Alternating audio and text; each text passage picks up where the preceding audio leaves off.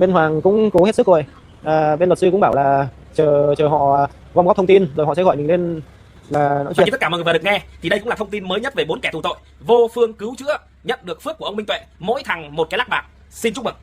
Vậy là cái thông tin mới nhất là các tình nguyện viên đã hết cách nha, đã dùng tất cả mọi cách nhưng vẫn không thể nào cứu được 4 cái thằng tù tội kia. Đến ngày hôm nay thì cũng không thấy ai lên tuyên truyền nữa. Minh Ý với lại là Trần Thanh Hiền được thả nhưng mà không muốn về. Đấy, từ hôm mà lừa dối mọi người ấy là được thả nhưng không muốn về, thế bây giờ đi tù em nghĩ rằng là tạm giam 45 ngày là ít nhất, và hôm nay thì đã có thông tin rồi. Rồi, 15 ngày trôi qua, 4 kẻ tù tội thì vẫn nằm im ở trong tù, vẫn không biết ngày nào được thả ra. Tình nguyện viên hỗ trợ Đoàn Phật Sống tiếp tục đăng lên mạng để tìm người thân và gia đình. Ai là người thân của hai thằng tù tội kia thì mau lên tiếng. Chỉ vì bảo vệ cái đám giả tu và Đoàn Phật Sống đã phải dính vào cái gọi là trận tù tội này. Không biết là họ có cảm ơn ông Minh Tuệ không ta? Mọi người ai biết địa chỉ của những người này thì có thể liên hệ với họ nhé.